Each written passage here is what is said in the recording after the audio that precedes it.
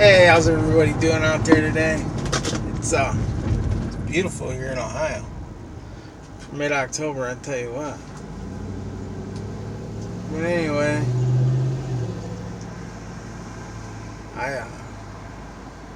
it's Monday. This is a bad way to start off the week.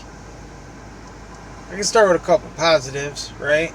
So, the flavor ban being pushed off in Michigan and in Oregon, those are all good things. But that's about all I'm going to say about this whole vaping issue. I've made plenty of videos about it, and this is not just I don't know. I didn't make this just to talk about the same things. But anyway, so last night I go to this job, right? It's retirement home. I go there, I got to clean their kitchen exhaust system, clean their hood, their ductwork, their fan, their filters. And then we also do the dryers at this place. And they have two dryer systems. They have a big dryer, like industrial size, 2 ducts. And then they have a smaller dryer, or 2 dryers, just like you would have in a normal house. Well, the second system, the smaller system, is on the other side of the building, right? And the way we do this is we have this thing called a whip. It's just a long cable, and you put this thing on the end of it. It's like a brush head with like really long bristles, and then you hook it to the end of a drill. And when you hit the button on the drill, the thing spins, and it just knocks everything off the side of that round ductwork. Just knocks it all off. And then you turn the dryer on, it all blows out of there. You're good to go. It's nice and clean. We usually do it from the roof, if you have to go on the roof, or you do it from, wherever you get to the ductwork. If it's super long and the whip won't reach all of it, you gotta start at the roof, or you start on the inside, you take apart some pipes. Anyway, so last night I go to this job. The walk in, the kitchen people weren't ready for us. I'm like, yeah, it's fine, we'll start with the dryers. So I go do the big dryer, set up a ladder, go on the roof, run the whip down, clean out the little dryers. Well, then when I'm done, I gotta go out and I gotta write stickers, saying like it was cleaned on this day. Write my name on it, stick it on the dryer, or stick it on the dryer vent. So I go out to my van, I write the stickers, I go inside, the kitchen people are ready, I got my helper setting up the kitchen, I go put up the stickers. Before I even get home, I get an email with a voicemail on it that some nurse watched me walk into the dryer room, put up the sticker, and leave. And she leaves this voicemail like, he didn't clean nothing, he didn't take nothing apart. All he did was slap a sticker on it. He didn't talk to nobody or anything. He walked through our building, put up a sticker, and walked right out. Just so you know, I'm going to be letting our director know, and I'm leaving him a note. So if you get a phone call, you know why. What the fuck, lady? Do you know how I do my job? Do I ask you how you wipe asses and take care of old people and keep them comfortable on their way out the door? Do I do that? No. I don't know what your job entails, and I don't speculate. You don't know what the fuck I do either. Like, if you were that worried about it, why you watched me walk in there and watch me walk out, and I never even seen you because I didn't see anybody. That's why I didn't say hi to nobody. If you seen me walk in there and put that sticker up and turn around to walk out, you should have come out and said, hi sir, excuse me, who are you? Why are you here? And I would have gladly said, oh, I'm Rob with Fairfax. I clean your kitchen, I clean your dryer duct. Yeah, we went on the roof, we whipped it out, I had to put up the sticker so I knew it was clean. And you would have known that shit. But instead, you make more work for me. Phone calls and emails. Phone calls and emails for my office. And phone calls and emails for your directors and your maintenance guys. Why? Are you that fucking bored? Like, you got nothing else to do at work? Like, don't you have some old people to take care of? Some laundry to do? Something?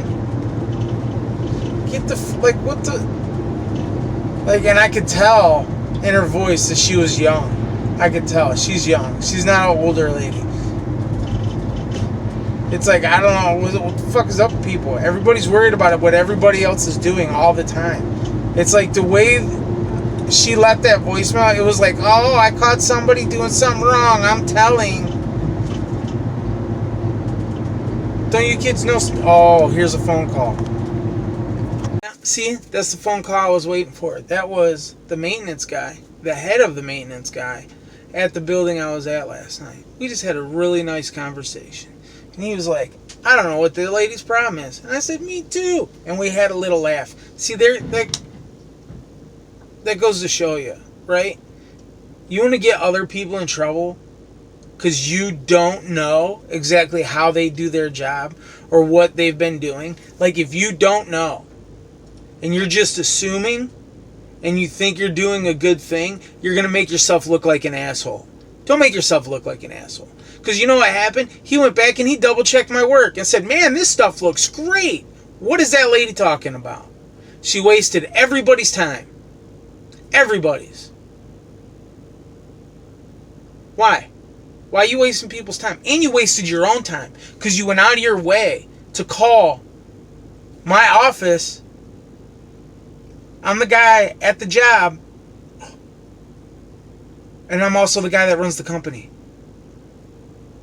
Like, the owner of the company takes a step back, and everything comes to me. So when you send emails, I get them. When you make phone calls, I get them. When you leave voicemails, I get that. And if I'm the guy at your job, I know exactly what I did. I didn't get to this position by doing shitty work. I didn't get to this position by doing half-ass work. It's because I bust my ass and I take pride in the work that I do. So when you call on somebody, I don't care where you're at. Let's say you go to a restaurant, right? You're at the restaurant, you're in the bathroom, you're using the restroom. You see somebody, looks like they're dressed from the kitchen. They use the restroom, they wash their hands real quick, rinse them off, a little bit of soap, maybe not. And you're like, wow, that guy barely washed his hands. But then when he leaves you and he goes back to the kitchen, maybe he's got to put something else on, put on another hairnet or something. Maybe he's got to take out the garbage after that. You don't know. Nobody said he's going right back to work. Maybe he goes out to his car and has a cigarette. Maybe he's a smoker. I don't know. And neither do you. That's the problem. So then when he's done with that, then he's going to go and he's going to wash his hands really good before he goes to work. Maybe he's a great employee. Then you go try to get that guy in trouble. And the manager's like, wait a minute. I watched that guy come back from break 5 minutes ago. Scrub his hands real good in the sink. I watched him do it. But alright, you feel the need to feel like you did something good. You feel the need to do that. But you made yourself look like an asshole. This is exactly what you did. Whoever you were that called last night, the nurse lady, who was worried about what other people were doing, if you were that worried about it, why didn't you stop me? All you were trying to do is make yourself look good. You made yourself look like an asshole. You make me look good. I appreciate that. Thanks for making me and my company look good. I appreciate that. It's like that old saying, like, don't assume anything. That way you don't make an ass out of you or me, right? Don't assume shit.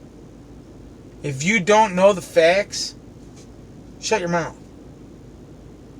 If you don't know 100%, shut your mouth. Don't say nothing. That way nobody has to look bad. One way or the other.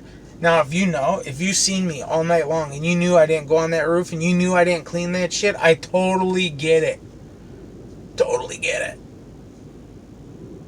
I get it. I would still think you're being a bitch by poking your nose in shit that doesn't matter to you or has nothing to do with you. Because that's the problem. Like, we're all so bored these days. We got to interject ourselves into other people's issues. That's what we do nowadays. We interject ourselves. I don't. If whatever you're doing doesn't bother me or my family, or keep me from doing the things that I want to do, I don't give a shit what you do. Even my workers, right? You want to go home after work? You want to get stoned out of your mind? You want to drink till you can't walk? I don't give a shit. As long as you're not in my work van and you're not going to work like that. As long as when you show up to work, you look like you're ready to work. You're awake, you're ready to go, and you get your job done right. Once I drop you off, I don't care what you do. Don't care. Don't. As long as it doesn't affect me or the company or your work. Don't care. Really don't. Because what you do in your personal time is up to you. Now, you have to know, if you go get stoned and you hurt yourself and you go to the hospital at work, I'm going to drug test you. And if you fail, you're going to be liable to cover your own medical expenses. We're not going to cover it because it's going to be like, hey, this guy was high.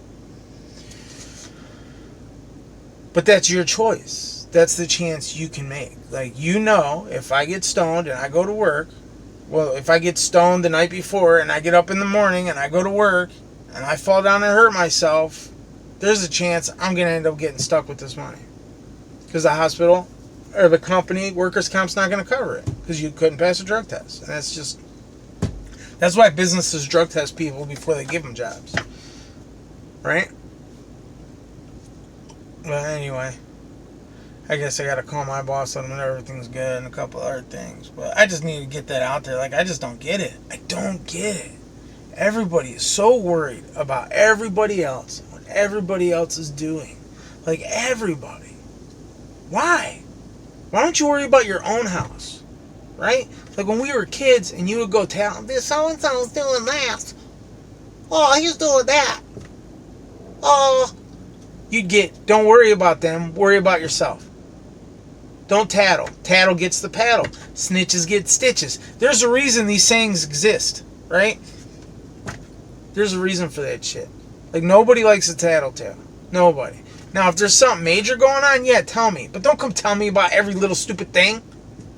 That's just aggravating. I know kids like that.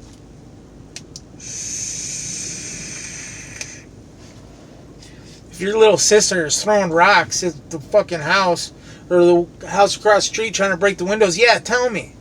Tell me. Please. If she's swiping pieces of candy, I don't care that much. Like, I don't know.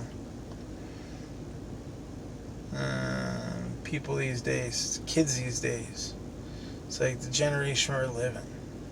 Really, it's the next generation coming up. Like, my kids, the kids in high school these days, everybody's all super progressive and drives me nuts. We got 3-year-old transgender kids. Like, get the fuck out of here. Like, my son told me he feels like he's a girl.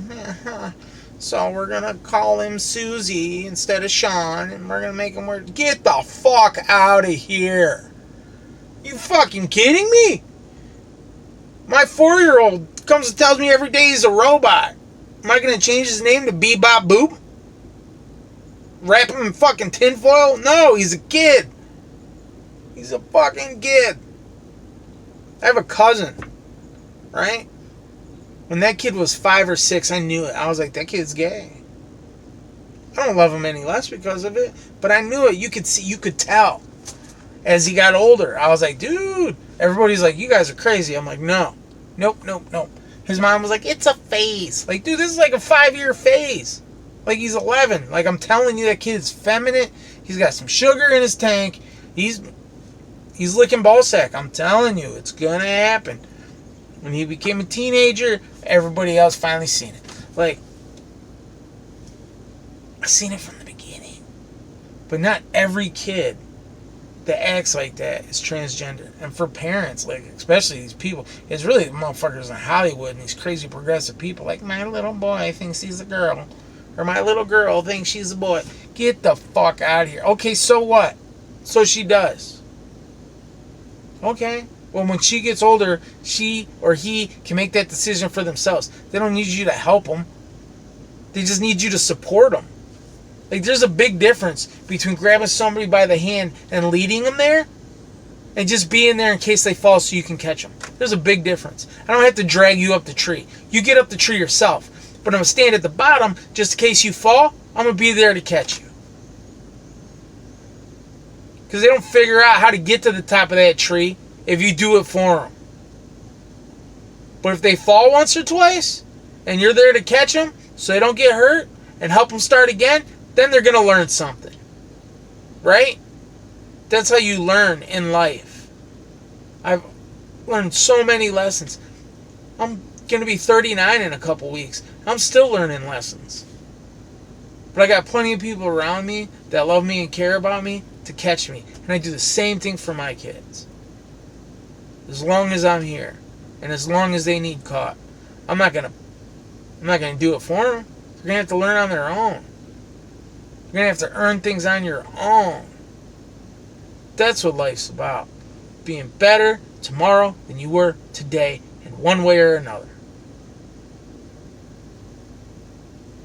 Remember, there's no such thing as perfection. Nope. If you're searching for that, you'll never find it because it'll never be perfect. I hope everybody has a good day and a good weekend. Remember, we vape, we vote. Flavors save lives. Once again, that's all I'm going to say about that. Everybody have a good day.